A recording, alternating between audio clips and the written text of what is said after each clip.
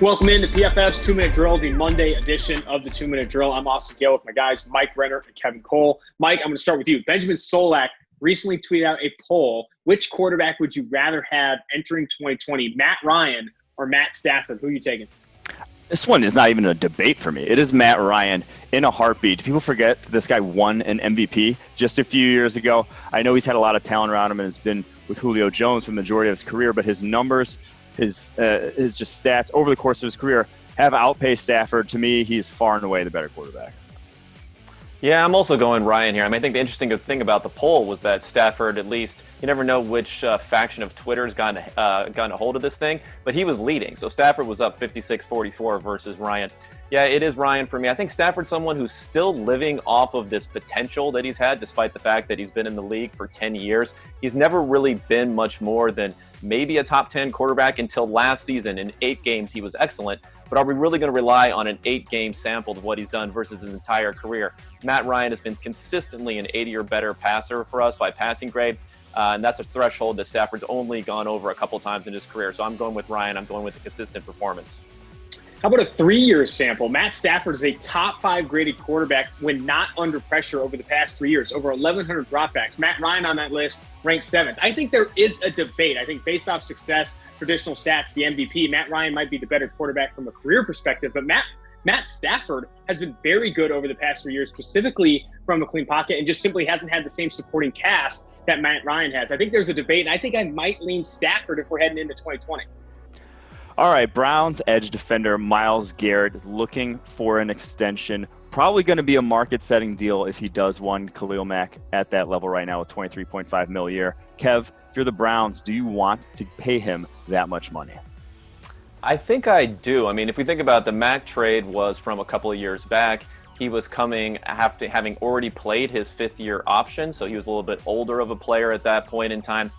Garrett still got the 4th year of his contract left and the 5th-year option, so you can roll some of that guaranteed money that he's going to get paid anyway into a larger contract. So for all those reasons, I like it. He's been a top-notch player. And, let's be honest about the Browns. They have a lot of cap space that they've rolled over because they haven't had a lot of players to sign to these types of extensions. Guys like Baker Mayfield are probably going to do that next year. Other guys like Denzel Ward, we're not so sure about, or even someone like Nick Chubb. So I think you might as well lock down that great player that you have that franchise defensive end right now and go ahead and do it.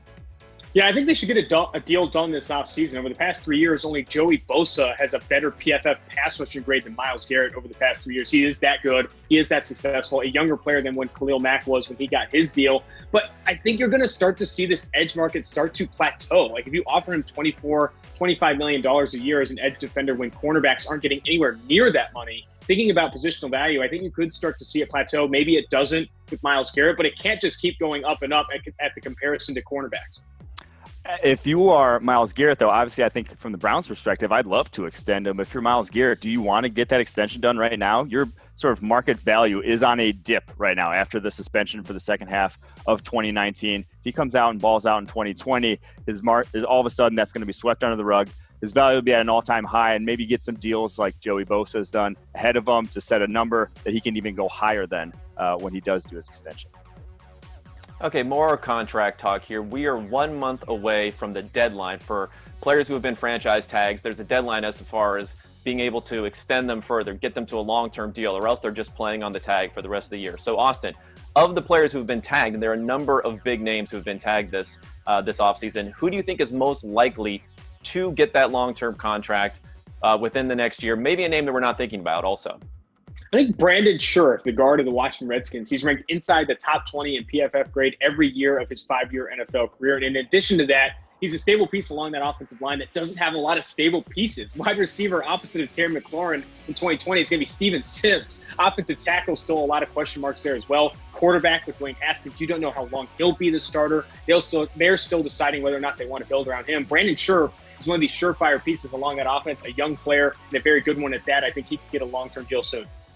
I think it's Broncos safety, Justin Simmons, because young stud safety, elite grade this past season, and in Vic Fangio's defense, it requires quality safety play. You cannot execute his defense, a lot of split field safety looks with below average safeties. He's just flat out not going to get the job done. So I do think locking him up long term with as much talent as they now have on that defense is just a must.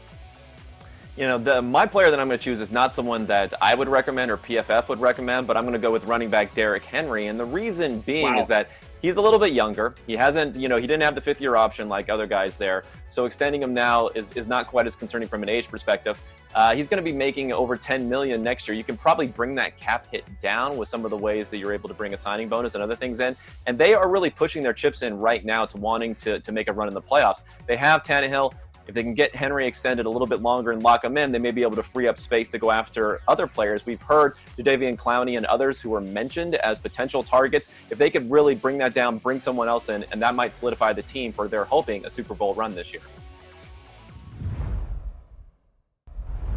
You want to get rid of me and get back to more great PFF YouTube content? All you have to do is push that button right there and subscribe. Thanks for watching.